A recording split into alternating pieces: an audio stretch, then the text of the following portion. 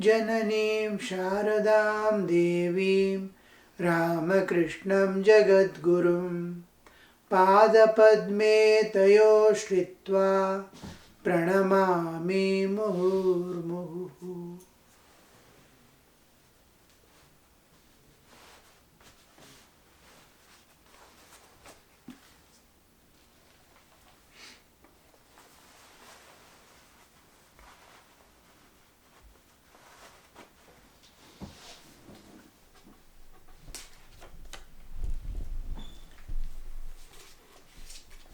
Sunday,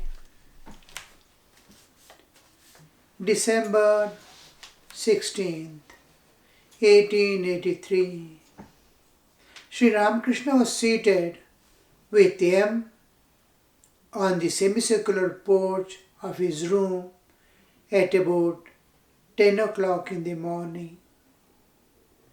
Semicircular porch is facing Ganga. The fragrance of gardenias, jasmines, oleanders, roses, and other flowers filled the air. The master was singing, looking at M.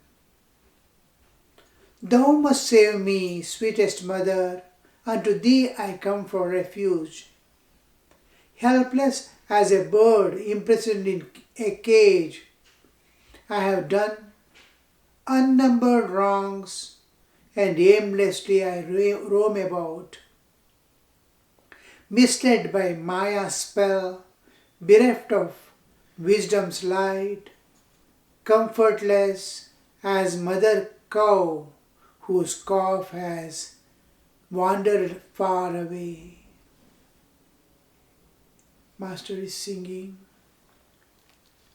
looking at him. The Lord's is indweller in all beings. He is Antaryamin. He is able to view the inner feelings of each life on this earth and beyond. Wherever there is life, in whatever plane of existence, according to karmic law, He pervades every living being from within and without. And then He witnesses. It is just like our body and we pervading this body. I know every cell, anywhere, any smallest pain, I can understand. Be it in the depth of my stomach, or deep in my head, or anywhere in my body, but not outside the body. Because whole body I am pervading, I know, hey, where is what is happening in me, especially the pain and joy, pain and pleasure. Now, this call of the jiva is a pain as if for the God who is pervading the whole universe and all beings living in it. So the Lord, each jiva is pervading what he wants to express, what he wants to tell, what he is feeling. Everything is open to God. Like I am seeing through a glass box, glass sheet, within what I can see. Similarly, the feelings also can be seen. The bhavanas, the actions of the body, the thoughts in mind, feelings in heart, everything is open to God.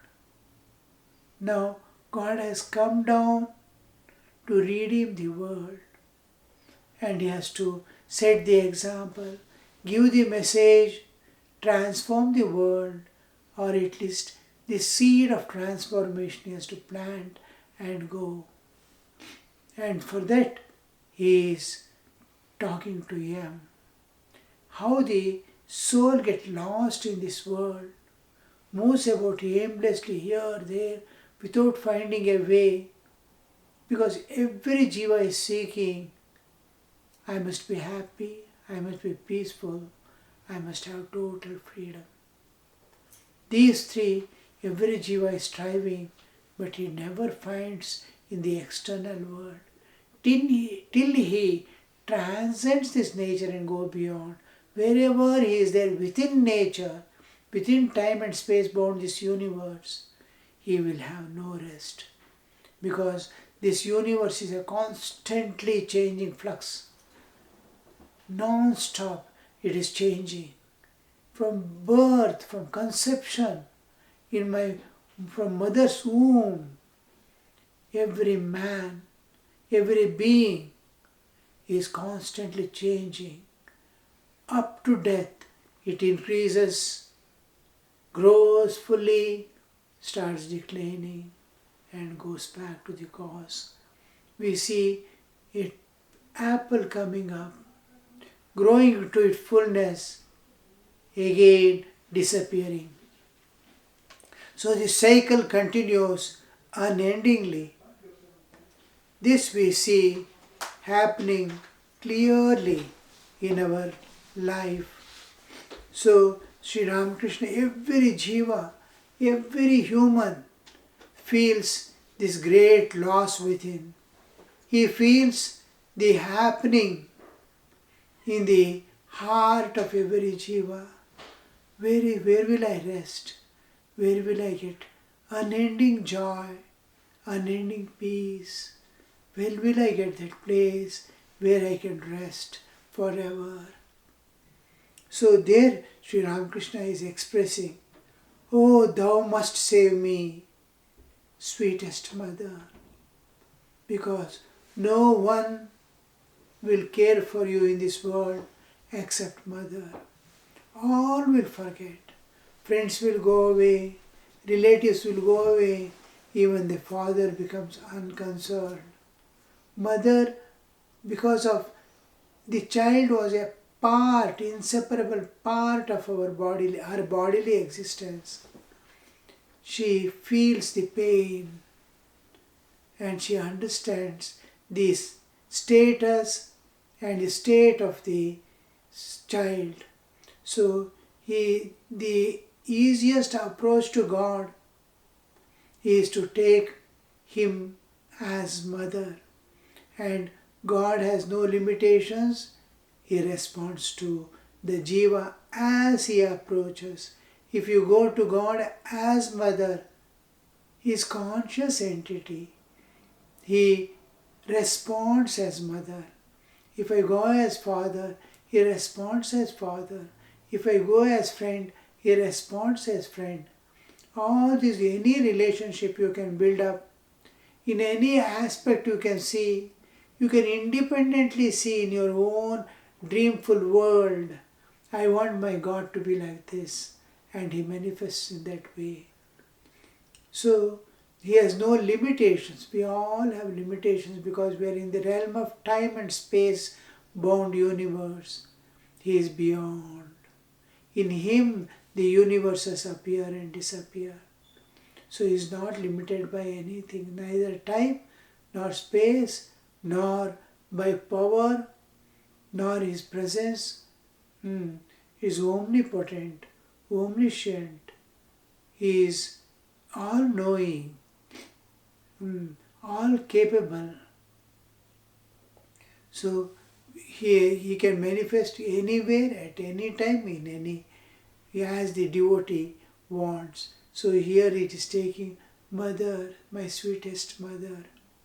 Thou must save me, sweetest mother, unto thee I come for refuge.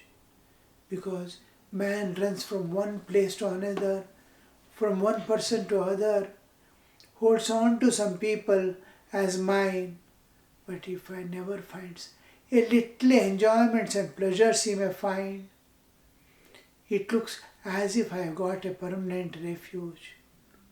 Be it wife or husband, be it children or parents, these are all passing things. All are moving from womb to tomb, from cradle to grave. So whom to hold on? Either I will be missing or the person whom I am holding on to will be missing. These dependence are can not unfailing. God alone is the unfailing support. So to thee, after trying everywhere, seeing no shoulder to unburden the heart, finally the jiva turns to the divine, the God. Unto thee I come for refuge, helpless as a bird imprisoned in a cage. He is there, imprisoned as if in a cage. He is there in the nature's realm of time, space and causation. So he is caught here, imprisoned in a cage. I have done unnumbered wrongs and aimlessly I roam about. Right and wrong is decided by, not by scriptures, not by people, not by law, but what brings us happiness, freedom and joy, we call it good. And what brings me suffering and bondage, we call bad. So I have done unnumbered wrongs what all can bind me. I hold on to some enjoyments. I become addicted to it, like children getting addicted to cell phone nowadays. Once we get, it catches us. I am in bondage. I have no freedom, no more freedom. So I am bound soul, a slave of a thing. And how can I have freedom? How can I have joy? So I have done unnumbered wrongs. With wrongs is, when we say wrong, it's going to catch me. It's going to bind me. It is going to give me suffering. All actions that I have done, so many actions, I might have done good also, but unnumbered wrongs I have done. And aimlessly I roam about, because I don't know where to go. Where is my end? Where is my destiny? Where is my destination? Nothing I know. Neither I know my past nor my future. Why I have been brought here, for what purpose, who has brought, I don't know. So this makes me slowly enter into roam about aimlessly in this world, like an orphan moving about in the streets. Misled by Maya's spell, bereft of wisdom's light, misled by Maya's spell. Maya's spell, Maya Sri Vinayakananda says as statement of facts. It is a fact. This universe is multifarious universe. One is appearing as many. One light, suppose white light is there, a prism is there. Through the prism, that one light, when it passes through the prism, it appears as many lights. And many lights mix with each other.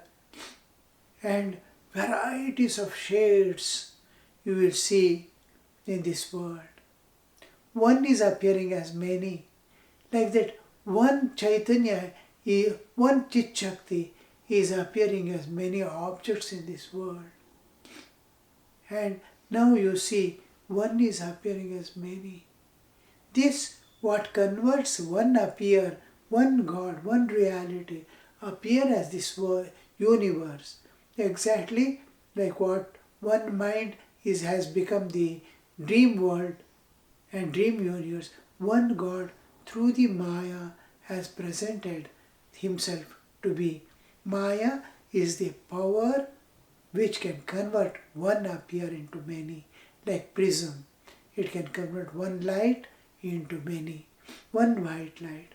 White light doesn't have any color, but all these colors are coming out of that one light just because of the prism. Now, can you go back to the source from where these colors are coming?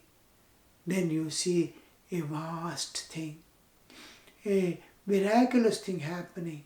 You pass through following this light of this universe, varieties of lights, and then you move to the source. And emerging from the other side of the source, you see one. So many lights were there. You followed all the lights. From where from these lights are coming?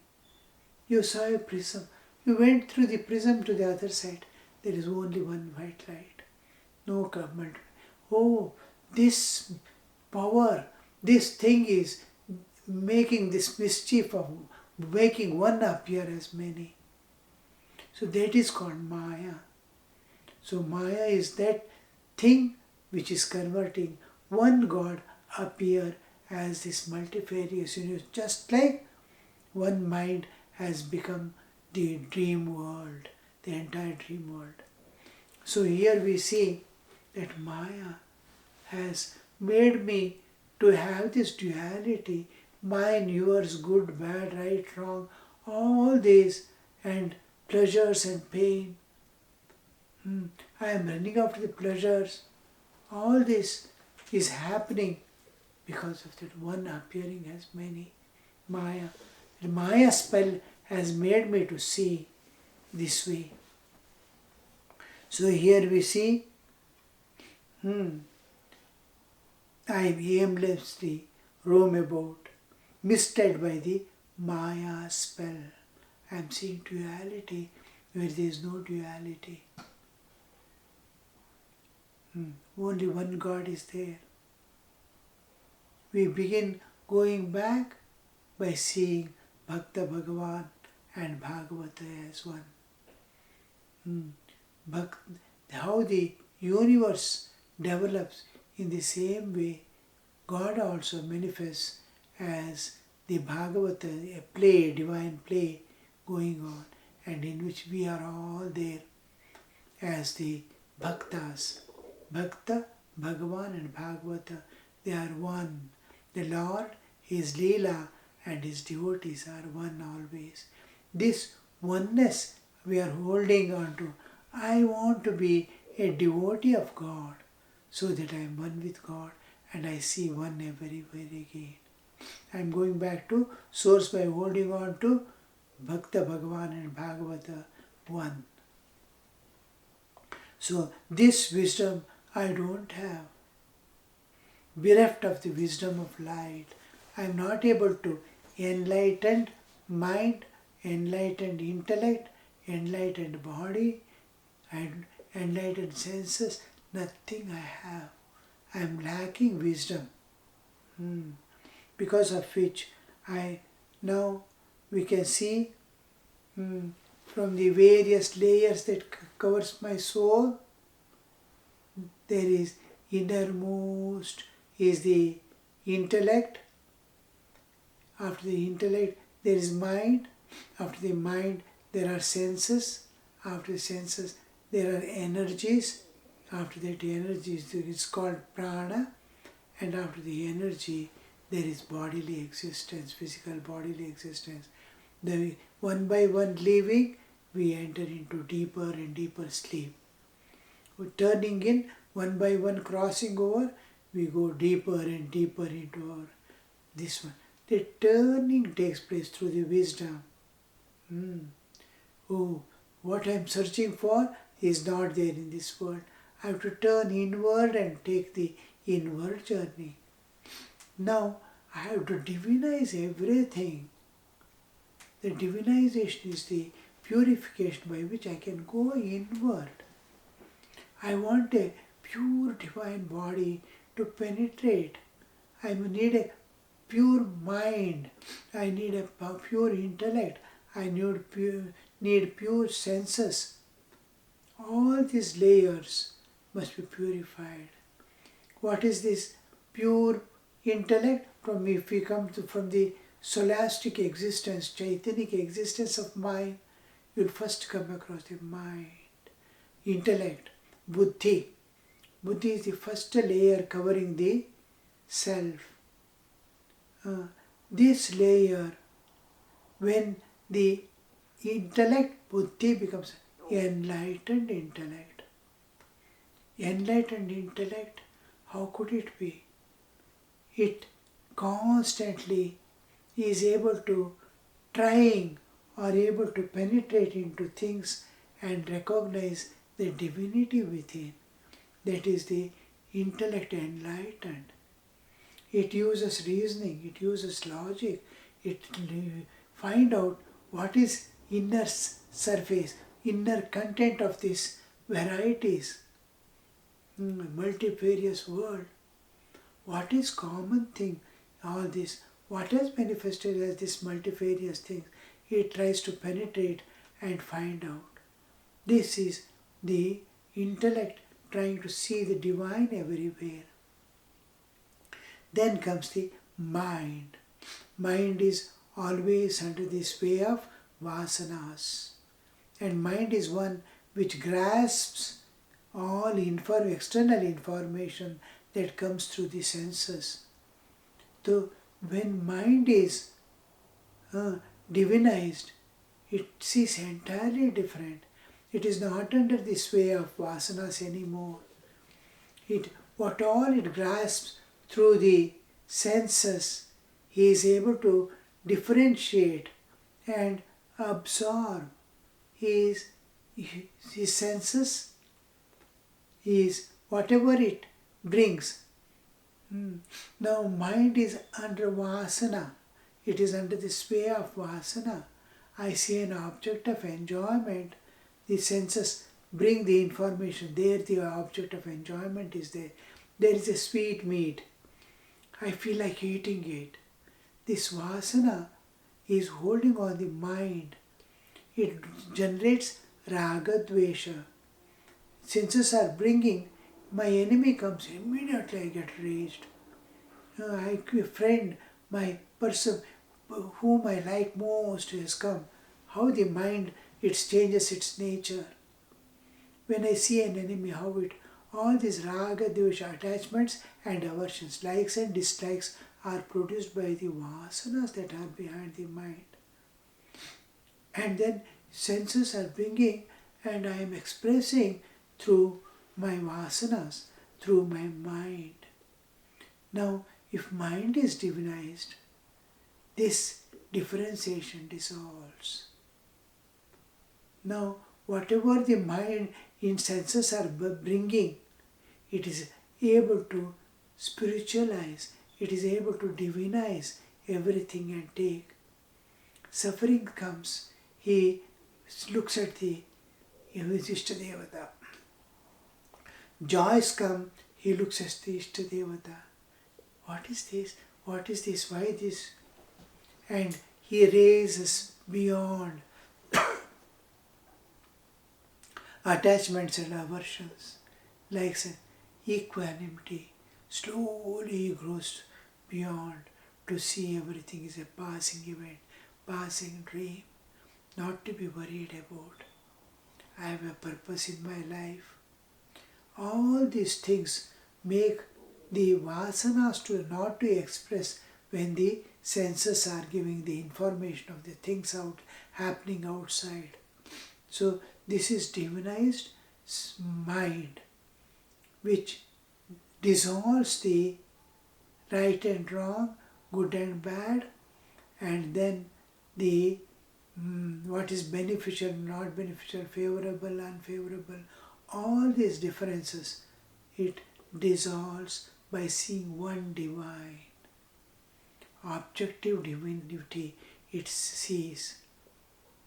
Objective world is like a person taking an X-ray photograph where the bodily contour is a rough indication. The internal bones are revealed. Like that, this intellect, buddhi, after that the manas, mind tries to see the divine. Buddhis try to see the divine beyond. The mind tries to see the divine outside. So I am divine, this world is divine. Divinity is manifesting to my mental level. Now senses divine senses will perceive the whole thing in it. When divinized senses, they see Bhadram Karnebhi Shrunuyama Devaha Bhadram Pashyema Akshibhir Yajatraha. Let us see, let my mind, senses see, eyes see what is good, and just like ant, the mixture of sand and sugar, it is not worried about sand at all. It picks up amidst the sand, he picks up only one sugar and eating it goes off another. See, sand is there, it is, even sand it pushes aside without any likes and dislikes, just to take that sugar. And his attention is not at all on the, it is coming in the way, it just pushes, and his whole attention is to see the sugar. Like that senses start seeing the divine. This is divinity manifesting through the senses. Still further is the prana's energy. Energy which is making this body move, mind move, senses move. That prana's energy is always trying to fulfill some desires. It works in such a way, now it starts working for sacrifice. It wants to, whenever some person is suffering, the pranas run there. They feel the suffering. It wants to remove that suffering. It sees somewhere God's presence. It wants to worship. So pranas, a kind of longing is generated by prana in ego. So whenever it sees divine, it longs to offer itself. Whenever it sees suffering, this slowly generates love. The prana, divinization of prana generates love for God, love for beings. Then the last bodily existence. The bodily existence is it is converted into a constant yajna, a sacrifice. Goes on sacrificing, everything for the welfare of others and for welfare of the body works day and night for others' welfare. This is divinization of body. It doesn't want enjoyments. It doesn't want pleasure. A little food to sustain life in it. That's all it wants and sacrifices. This is divinization of body. Om Shanti Shanti Shanti Harihi Om Tat Sat Shri Ramakrishna Arpanamastu.